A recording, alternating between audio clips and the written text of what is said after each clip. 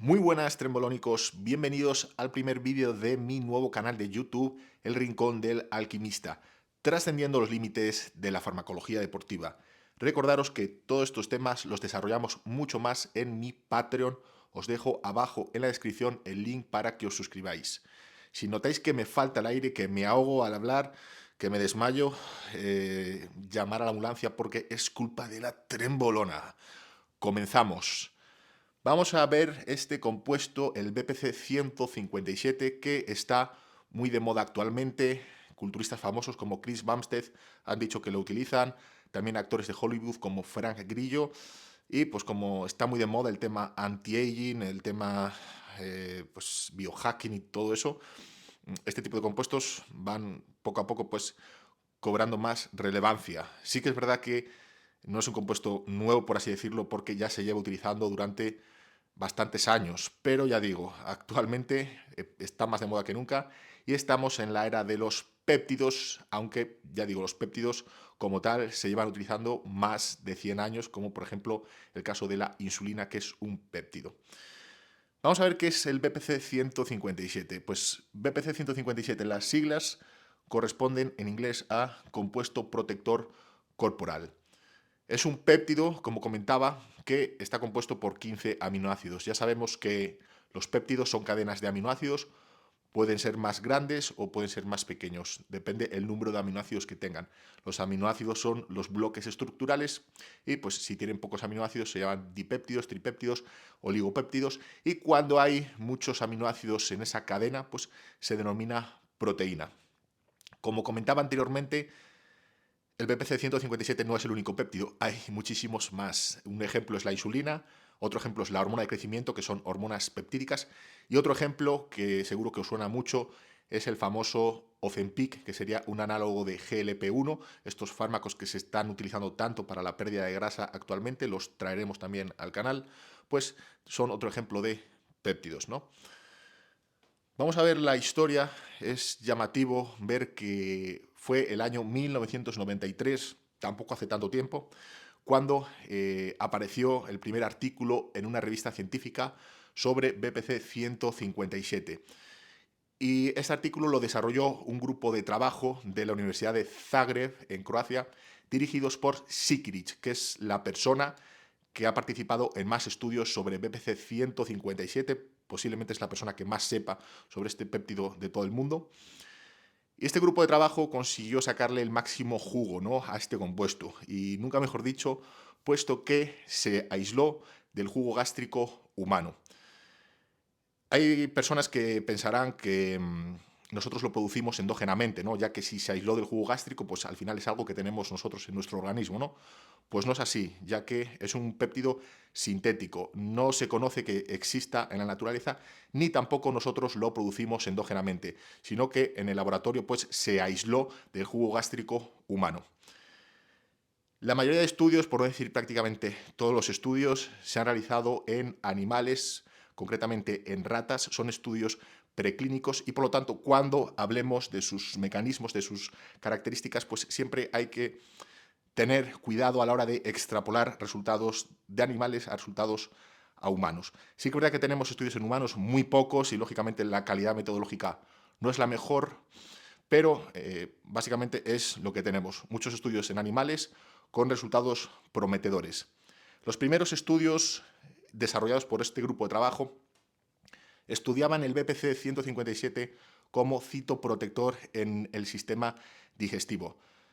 A las ratas les daban un agente nocivo como los AINES, los antiinflamatorios no esteroideos, o el alcohol, que se sabe que son nocivos para el sistema digestivo, para el tracto gastrointestinal, y se valoró que el BPC 157 tenía una gran capacidad de regenerar los tejidos, actuaba como un protector en el sistema digestivo.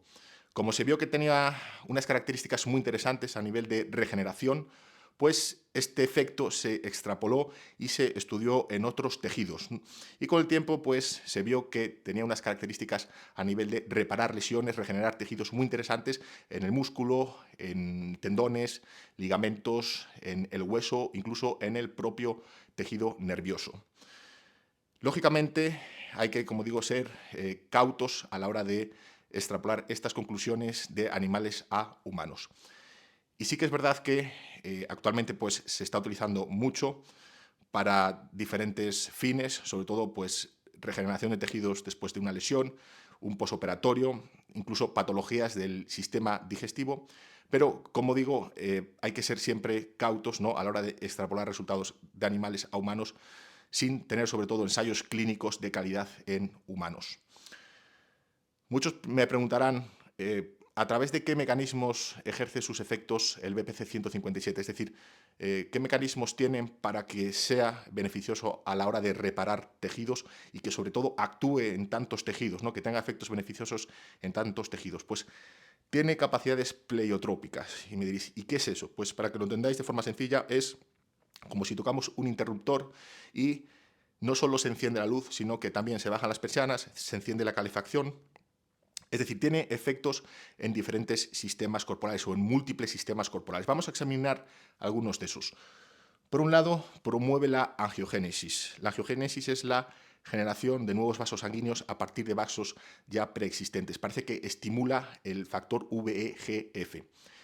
Esa angiogénesis es beneficiosa sobre todo para reparar tejidos que tienen poca irrigación sanguínea, como por ejemplo tendones, como por ejemplo el cartílago, ya que al tener mayor irrigación sanguínea, pues esa sangre lógicamente transporta nutrientes, transporta oxígeno, transporta factores regenerativos, elimina desechos metabólicos, entonces es beneficioso, ¿no?, ese efecto angiogénico. Por otro lado, potencia la vía del óxido nítrico, estimulando la óxido nítrico sintasa endotelial. El óxido nítrico, pues bueno, sabemos que es un gas que produce nuestro organismo a partir de un aminoácido, que es la arginina, y básicamente tiene efectos fisiológicos importantes. Uno de ellos es la vasodilatación. Por lo tanto, no solo vamos a tener más vasos sanguíneos a través de la angiogénesis, sino que estos vasos sanguíneos van a ser más anchos. Es decir, no solo tenemos más autopistas que transportan sangre, sino que tenemos autopistas más grandes, ¿no? Por lo tanto, esto va a ser beneficioso de cara pues, a la regeneración de esos tejidos lesionados. También se piensa que esa estimulación de la óxido nítrico sintasa potencia ciertas enzimas antioxidantes como la glutatio reductasa, que está muy involucrada en la síntesis de glutatión, que es uno de los antioxidantes más potentes, y esos antioxidantes van a ser importantes de cara al proceso regenerativo, pues reducen o previenen la apoptosis, pueden mejorar la biogénesis mitocondrial y pueden ser interesantes. Por otro lado, estimula o potencia la densidad del receptor de hormona de crecimiento. Esto se vio en estudios, como digo, en ratas, todos los estudios son animales, en ratas, y se vio que el BPC 157 en fibroblastos del tendón aumentaba la densidad del receptor de hormona de crecimiento. Por así decirlo, hace más sensible el receptor de la hormona de crecimiento a esta hormona, que es importante de cara a regeneración de tejidos como los tendones, además de forma dosis dependiente. Por lo tanto, podríamos hipotetizar que el BPC 157 tiene una sinergia importante o interesante junto con la hormona de crecimiento. Habrá protocolos de regeneración y de recuperación que combinen estos fármacos o incluso también con secretagogos de la hormona de crecimiento de los que ya hablaremos en otros vídeos. Efectos estimulando la vía de la FAC-paxilina. FAC-paxilina suena a chino. ¿Qué es esta vía de la FAC-paxilina? Pues básicamente es un sistema de mecanotransducción.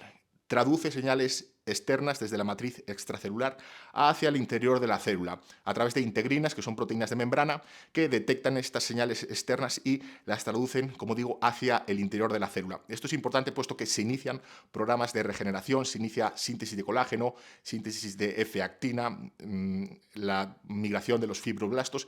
Entonces se inician programas de reparación que van a ser importantes de cara a regenerar esta matriz extracelular dañada. Efectos antiinflamatorios. Modula el sistema antiinflamatorio teniendo o reduciendo ciertas citoquinas proinflamatorias, la interleucina 6, factor de necrosis tumoral alfa. Y además parece que también modula nuestro sistema inmune, ¿no? Parece que tiene efectos en el sistema inmune, sobre todo los macrófagos, que sabemos que son células fagocíticas, pues parece que el fenotipo gracias al BPC 157 cambia de un modo proinflamatorio a un modo reparador. Esto es todo muy interesante de cara a regenerar un tejido, a reparar o al recuperarse de una lesión. Acciones en el sistema nervioso. Parece que actúa tanto en el sistema nervioso central como en el sistema nervioso periférico. En el sistema nervioso central parece que atraviesa la barrera hematoencefálica y regula o interactúa con ciertos neurotransmisores, dopamina, serotonina, el sistema GABA. Incluso se puede hipotetizar que pueda tener efectos antidepresivos. Esto es importante de cara a recuperarte de una lesión, puesto que ningún deportista quiere lesionarse y es un momento en el que estás de bajón y todo eso pues perjudica, ¿no?, la recuperación. Por lo tanto, pues mantiene la homeostasis a nivel de neurotransmisores en nuestro sistema nervioso central, puede ser neuroprotector. Es importante este efecto, pero también en el sistema nervioso periférico, en la unión neuromuscular, donde se juntan los nervios con los músculos, que los nervios transmiten ese impulso nervioso para que los músculos actúen, pues en la unión neuromuscular parece que estabiliza los receptores de acetilcolina y va a permitir recuperarse en caso de lesiones que se vean afectadas, ¿no?, a este nivel. Por lo tanto, pues todo esto es muy beneficioso de cara a regenerar tejido, recuperarse de una lesión. No solo tenemos músculos a nivel periférico, sino que necesitamos pues también ese impulso nervioso, ¿no?, y esa buena acción a nivel nerviosa de cara a activar esos tejidos, que todos están inervados. Catecolaminas, parece que también modula las catecolaminas, adrenalina, noradrenalina, y sobre todo puede reducir la sobrecarga beta-adrenérgica, que es perjudicial a nivel cardíaco, y sobre todo pues es interesante quizás en sujetos que abusen de estimulantes de fases de definición y pues tengan una mayor estimulación beta-adrenérgica que afecta a nivel cardíaco y podría ser cardioprotector, ¿no?, en este sentido. Por lo tanto, beneficios, pues todos los que os he comentado.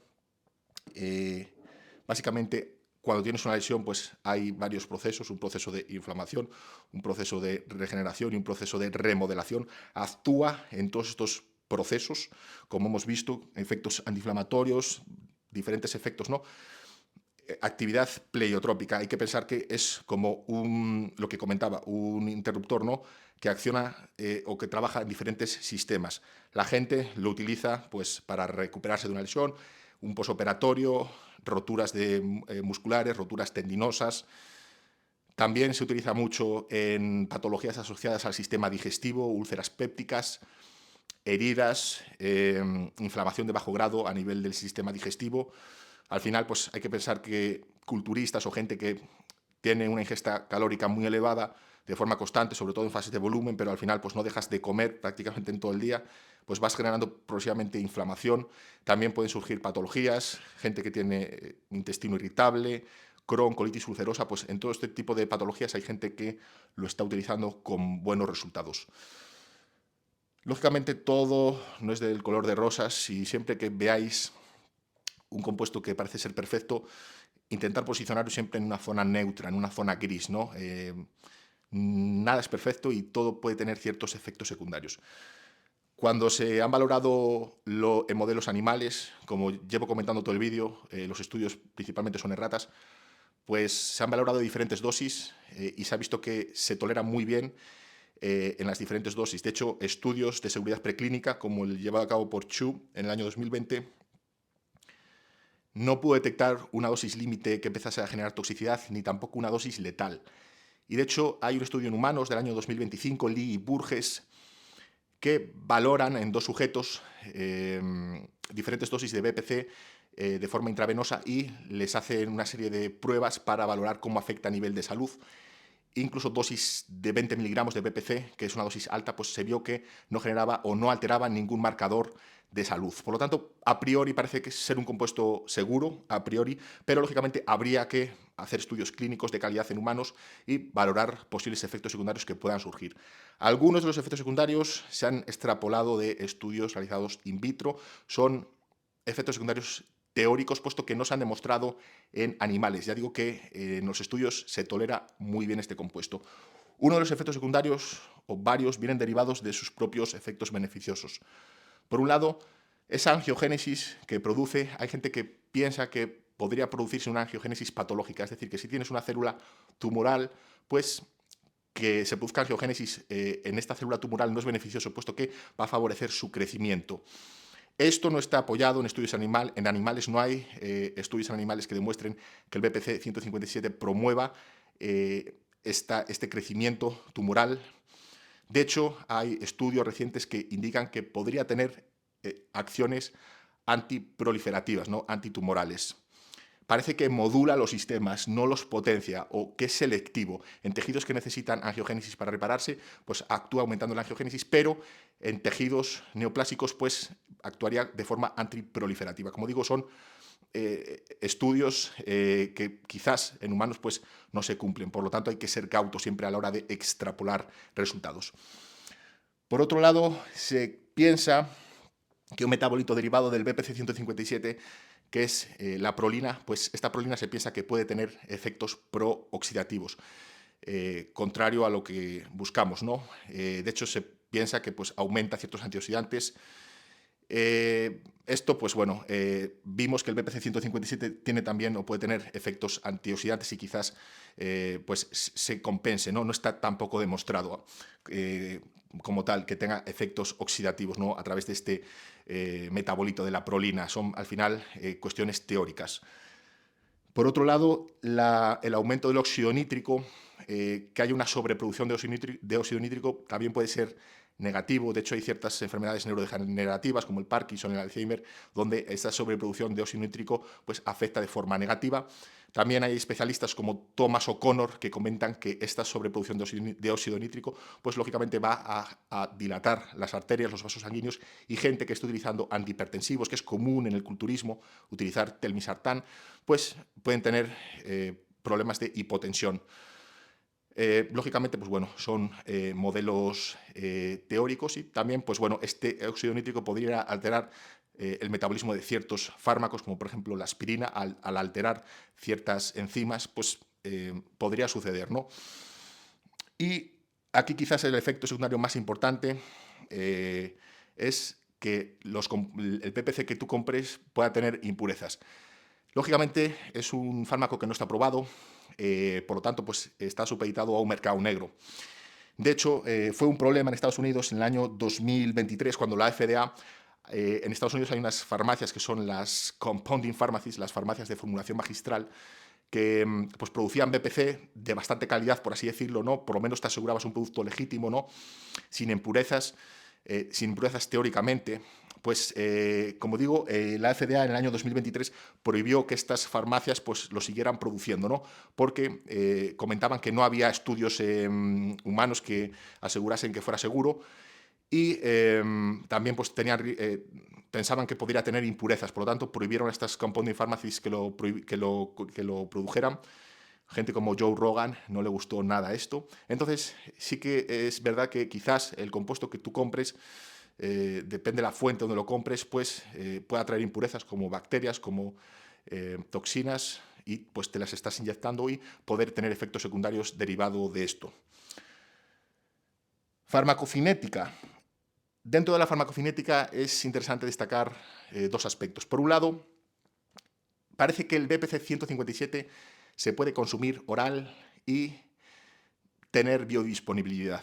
Es decir, que tú lo consumas oral y alcance tu circulación sanguínea. Hay diferentes formulaciones, intranasal, inyectable y oral, pero principalmente las dos que se suele utilizar es la inyectable y la oral. La mayoría de péptidos, cuando tú los consumes de forma oral, no soportan el ambiente ácido de tu entorno digestivo, del estómago, y sufren un proceso de degradación o de digestión a través de enzimas digestivas, una proteólisis, por así decirlo, ¿no? Por lo tanto, se desnaturalizan, ¿no? Hay enzimas digestivas, la carboxipeptidasa, por ejemplo, pues esos péptidos unidos por enlaces peptídicos, pues van a romper esos enlaces peptídicos y básicamente, pues van a destruir la capacidad de ejercer efectos biológicos de este péptido. Lo van a digerir, por así decirlo, ¿no? Parece que el BPC 157 resiste, ¿no? esta degradación y podría alcanzar la circulación sanguínea.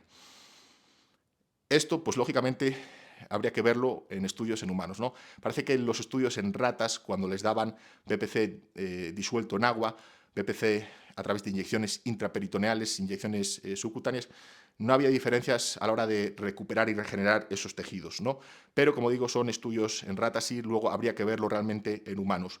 De hecho, hay muchas hormonas que tú no puedes consumir de forma oral, muchas hormonas peptídicas como la insulina, como la hormona de crecimiento, que tienen que ser inyectables, porque, como digo, pues si las consumieses de forma oral, pues sufrirían este proceso de proteólisis, esta desnaturalización, y no tendrían actividad biológica, perderían sus funciones biológicas, no tendrían efecto. También el glutatión, gente que lo toma oral, no tiene efecto en tu organismo, entonces hay que aplicarlos de forma inyectable.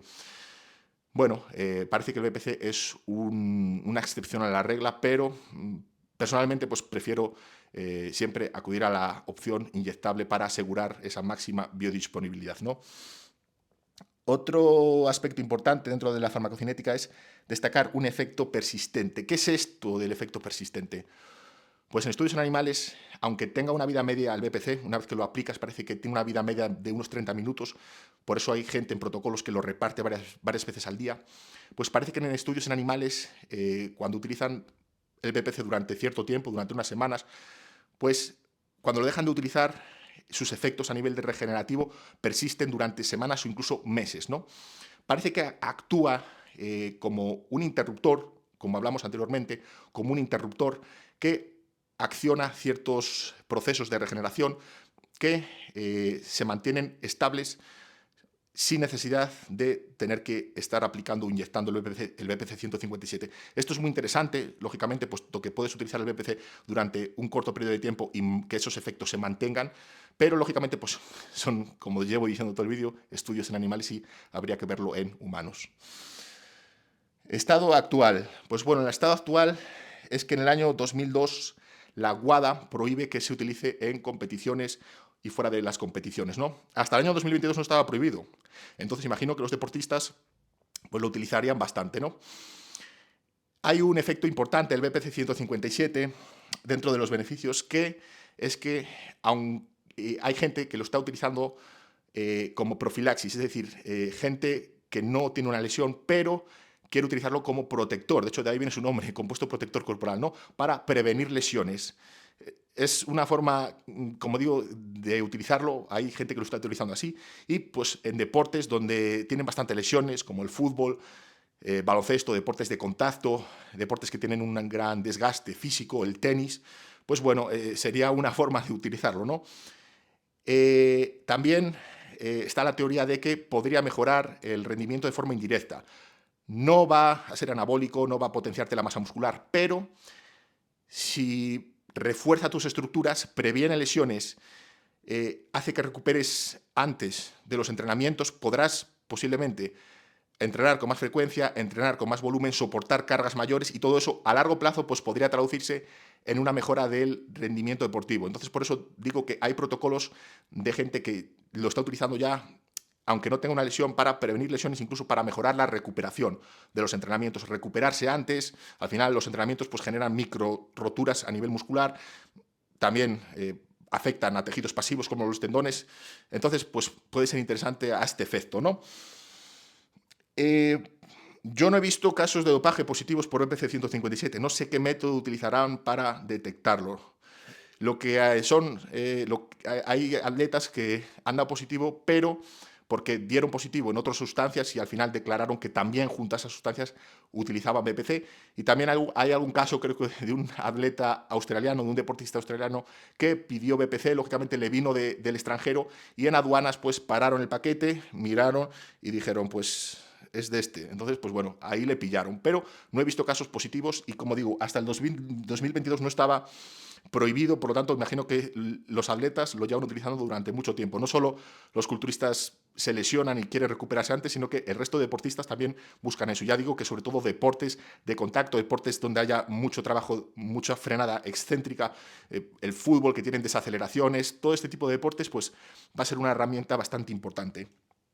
Año 2023, lo que comentaba anteriormente, la FDA prohíbe a las farmacias de formulación magistral que lo produzcan y pues bueno, es un problema, puesto que al final tienes que acudir siempre al mercado negro y pues son compuestos que al final pues pueden tener impurezas, pueden tener toxinas y siempre va a ser más perjudicial a nivel de salud, ¿no?, que tener un compuesto bien formulado y de la máxima pureza posible. En la práctica, en la actualidad, pues como digo, cada vez se utiliza más. Hay muchos mitos, hay muchos protocolos, hay dosificaciones pues de todo tipo, ¿no? Lógicamente los protocolos, las dosificaciones, mi experiencia con el BPC, que yo he tenido bastante experiencia con el BPC, he utilizado oral, inyectable, lo he utilizado para diferentes fines, recuperación de lesiones, posoperatorios, prevención, pues comento mis experiencias y mis protocolos en Patreon, puesto que no podemos hablar de eso aquí en YouTube. Pero ya digo que la gente pues utiliza protocolos muy variados y aquí hay que destacar un aspecto importante, que es que siempre se dijo que tienes que aplicarte el BPC si tienes una lesión pues cerca de la zona de la lesión, ¿no? Esto no tiene fundamentación científica, puesto que al final tú inyectas el BPC y aunque lo inyectes próximo a la zona de la lesión, la gente piensa que va a tener efecto local y no es así. Va a acabar a través del sistema linfático, de los capilares en tu torrente sanguíneo y se va a redistribuir por todo tu cuerpo. Entonces, no tiene sentido eso de inyectarte cerca de la zona de la lesión. Además, pues puedes inflamar más la zona, con la punción es peor, ¿no? Otro aspecto importante es que hay gente que combina diferentes péptidos. De hecho, el BPC se suele combinar con el TB500, del que ya hablaremos, y se solía decir que el BPC estaba orientado más a regenerar músculos, el TB a regenerar tendones, y no es así. Como hemos visto, los diferentes mecanismos hacen que el BPC pues, esté orientado a la regeneración de los diferentes tejidos, no específicamente un tejido uno y el otro tejido. De hecho, cuando veamos el TB500 veremos que muchos de los mecanismos se sobreponen, ¿no? Entonces, quizás puedan tener efecto sinérgico o efecto sumatorio, pero no es que uno esté orientado a un tejido y el otro a otro. Y por último, pues bueno, gente que dice que el formato oral es mejor para patologías del sistema digestivo, inflamación del sistema digestivo, y el formato inyectable es mejor para regenerar pues, tejidos, roturas, heridas. Tampoco es así, ¿no? Al final, con el formato oral, lo que buscamos es que acabe alcanzando la circulación sanguínea y se redistribuya para que tenga acciones sistémicas, porque como hemos visto, actúa en diferentes sistemas, no actúa en un único punto, ¿no? Tiene acciones pleiotrópicas. Por lo tanto, todo esto es bro science. Bueno, os dejo aquí tres divulgadores, tres médicos, por un lado Drew Timmermans, Trevor Buckmeyer y Andrew Huberman. En algunos puntos pues tienen lógicamente ideas diferentes, pero es interesante escuchar divulgadores que hablan de péptidos que tengan diferentes visiones, ¿no? Trevor Buckmeyer creo que tiene una empresa de péptidos, entonces bueno, siempre puede estar sesgado la opinión de ciertas personas, ¿no? También podéis ver comentarios de gente pues, en foros o que comentan pues, que han tenido resultados increíbles, gente que dice que no lo nota, gente que dice que solo es efecto placebo. Hay informes de todo tipo, ¿no? Sí que es verdad que la mayoría de informes son bastante positivos, pero como digo, pues siempre tienes que ver que esa persona quizás está patrocinada por una empresa de péptidos, entonces pues bueno, hay que contemplar todo siempre desde un punto de vista crítico y posicionaros en una escala de grises, ¿no? No os vayáis nunca a lo mejor ni a lo peor, ¿no? Me gusta especialmente la opinión de Drew Timmermans, puesto que tiene mucha experiencia empírica utilizando este péptido en sus pacientes, ¿no? Y él comenta pues, que sí, que tiene efectos muy interesantes. También hay gente que se pregunta que si tiene un perfil de seguridad bastante favorable. De hecho, en humanos hay estudios con inyecciones de BPC, dos estudios, uno inyecciones intraarticulares en la rodilla y otro intravesicales para la cistitis intersticial. El de inyecciones a nivel de rodilla, pues valoraba el dolor de rodilla en un grupo de sujetos, pero son estudios que aportan resultados positivos, puesto que mejoran la sintomatología, pero como digo, son estudios que metodológicamente no están muy elaborados, ¿no? Puesto que la muestra de sujetos es pequeño. En uno de ellos combinan, creo que BPC con otro péptido, con TB500, por lo tanto se necesitan hacer estudios de calidad en humanos, ¿no? Estudios pues, doble ciego con placebo y que progresivamente pues, superen fase 1, fase 2, fase 3. Muchos dirán, ¿por qué ninguna farmacéutica, si parece que es un fármaco con características muy interesantes, por qué ninguna farmacéutica ha querido apostar por él, ¿no? No lo sé, no lo sé. Yo no soy conspiranoico, no soy pues, el típico que piensa que nos quieren enfermos, que al final, pues bueno, tienes una lesión y te van a dar antiinflamatorios, ¿no? El típico paracetamol, ibuprofeno, que incluso son peores o tienen más efectos secundarios. y podrían darte BPC 157, que parece que tiene efectos bastante interesantes, ¿no?, de cara a regenerar tejidos, lesiones. No lo sé. Pues bueno, al final no lo verán viable económicamente. También este tipo de compuestos que se ponen de moda y se empiezan a utilizar extraídos del mercado underground, y que bueno, la FDA empieza a prohibirlos, pues imagino que ninguna farmacéutica ya quiere invertir en algo que quizás la desacredite, o realmente no lo sé. Os dejo también en la descripción varios artículos de revisión bastante recientes, si queréis ampliar más vuestros conocimientos, si queréis ver la bibliografía. Y bueno, este ha sido el vídeo. Seguiré subiendo perfiles de más péptidos, puesto que son compuestos que están, como digo, cada vez más de moda y se entiende muy poco su fisiología, se entiende muy poco cómo actúan. Ya sabéis, muchísimo más contenido en mi Patreon y nos vemos en próximos vídeos rompiendo eje.